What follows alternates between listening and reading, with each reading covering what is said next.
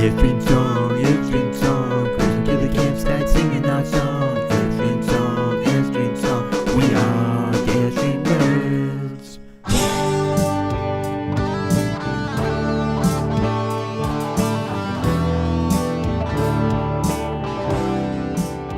This is Jeff and Jenny from Airstream Nerds, and we're here to talk about a KOA campground that we just stayed in for the past 3 nights. The Gettysburg KOA in Gettysburg, Pennsylvania. It's at 20 Knox Road in Gettysburg. The zip code's 17325. The phone number is 717-642-5713. Yeah, we got to this playground Friday afternoon, and we pulled in, and the first thing, just like all KOAs, they have a stop sign. We're supposed to stop and check in. The guy came out, he talked to me while Jenny was checking in. He was letting me know some things about the campground, such as the pool and the store and all that stuff. And then he followed us. He had us follow him into the campground, and he pulled up to our site. And I didn't really need his help, but he guided me right into the parking spot perfectly. He actually didn't pull me back as far as I probably would have, and he pointed out that the fire pit is situated. He didn't want me to go far enough back to where the awning would be over the fire. So, you know, that was pretty cool. Then once we parked and he showed where the, you know, where all the connections were and so on and so forth. So I was pretty impressed. That was the first time I'd had that at any campground, and we've stayed at KOAs before. So this is Campground 42. You got cable TV on the wall. You have water. You have a front and a rear sewer connection. Nice little setup. Fire pit was pretty cool. Built into the hill here. That was nice. Didn't take up ground space. The rock that our dog liked to lay on the whole time. Picnic table.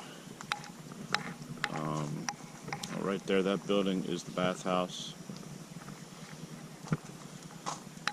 Actually, pretty nice little campsite. So the registration process was really easy. We had done our registration reservation online through the KOA website. One of the things that's a little bit different about the KOA is you can't pick out which site you want in advance. You can submit a request when you apply for a site.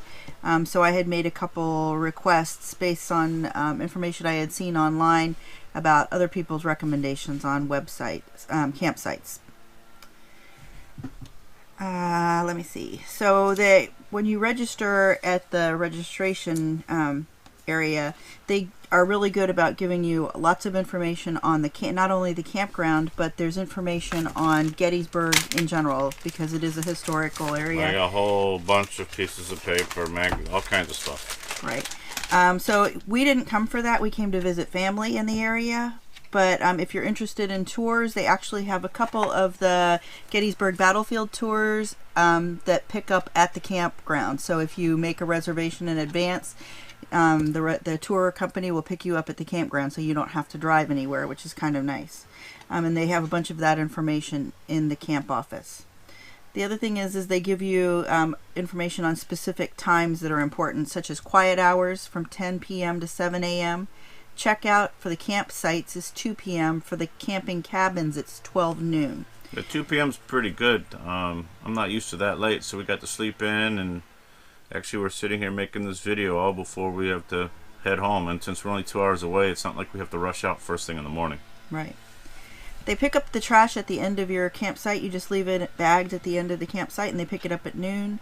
They have complimentary coffee down in the campground office. They have weekend breakfast from 7:30 a.m. to 10 p.m. I think that is kind of a KOA thing. We've never actually done it, but it seems like people like it. They also have a laundry room that's open 24 hours. And bathhouse cleaning, they have specific times where they clean the bathhouse, so they ask that you not use it. And I actually used the bathhouse this morning.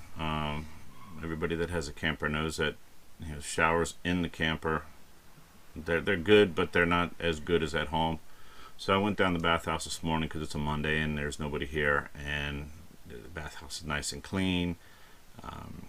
They're actually individual rooms, so you have a bathroom. It's like an individual bathroom. You have a shower, you have a sink, and you have a toilet, and you have a locked door. So you're not just going into like a restroom that has showers in it, like most of the other campgrounds I've been to. You said it was clean and that the shower had good shower water head, pressure? one of those great big, rainfall, waterfall shower heads. So it was a nice hot shower this morning. Good. The other thing is that pets are allowed. Your dog needs to be on a leash at all times and should not be left unattended. That's pretty standard at most campgrounds. They do have a dog playground, which looked really nice, and they also have a dog walk area with grass.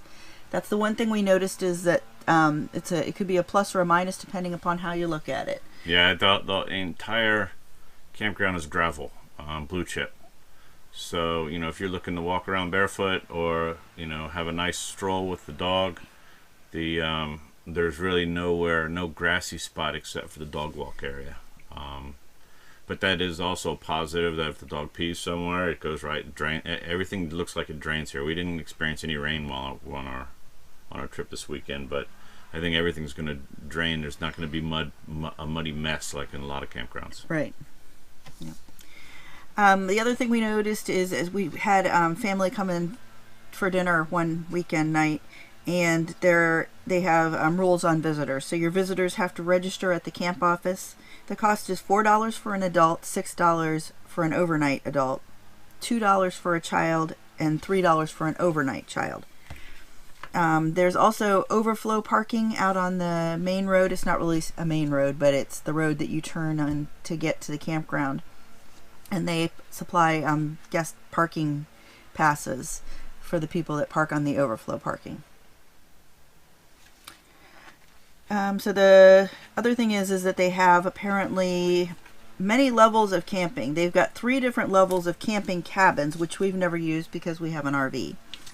They have tent sites. They have a deluxe patio sites option, and that looks like it gives you maybe a little bit bigger area, maybe some type of decking where you can sit, a 2-seater love seat chairs, and a upgraded fire pit. They did not have any available when we were making our reservation, but we didn't really need it. They also have campsites that are tent sites. They have water and electric only, and then they have the full hookup, which includes sewer, which is what we have. Cable TV you can get for an additional $2 a day. Which we got, and I hooked it up, and worked just fine. Picture were nice and clear. You don't need a cable box or anything like that. Just hooked it right up into the cable jack and programmed the TVs, and it was fun. Watch the news, watch some sports. You're allowed to have alcoholic beverages, but they have to stay at your campsite. You're not to be wandering around with them. For the kids, we don't have any kids with us. We have our dog, and she's not really into gem mining. But the campground does offer some activities for kids. But she could be. They have what they call an activity pass for kids for $9.99. You get one of their gem mining bags, 1 round of mini golf, and 1 hour of the bike rental. The bikes look like they're kind of like a reclining bike. They're different looking. Pretty neat. So again, for $9.99. You can do the gem mining individually. It's $5 to $20 for a bag. I'm guessing based on the size of the bag. They also have mini golf where you can do that individually, or the fun cycles. They have for free shuffleboard, horseshoes, carpet ball, cornhole, and a basketball court. And for $2 a night with a $10 deposit, you can rent DVDs. Yeah, and they had in the store they had a whole big section of DVDs. I didn't look at them, but there were quite a few to look through. I have to say this is the cleanest campground we've ever been at. I have not seen a piece of trash on the ground or anywhere. Their staff are very, very friendly and accommodating. It's been overall a very positive experience. I jokingly told Jeff last night when we were driving out to drive around, I said, I think that I'm going to recommend that KOA send their corporate staff here and get a better idea of how these people are doing things and make that the way that all the KOAs should operate. My past experience and impression has always been KOA is okay, but it's a little bit more on the cheesy end of things, and this one is definitely not. This was 2 thumbs up for this campground. We would definitely be back. I wish it was a little bit closer to home. We would probably go more frequently. Yep.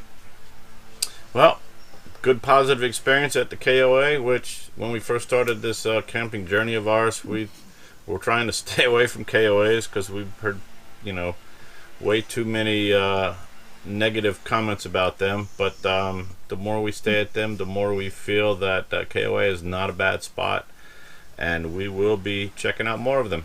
This is Jeff from Airstream Nerds. See you on the next trip.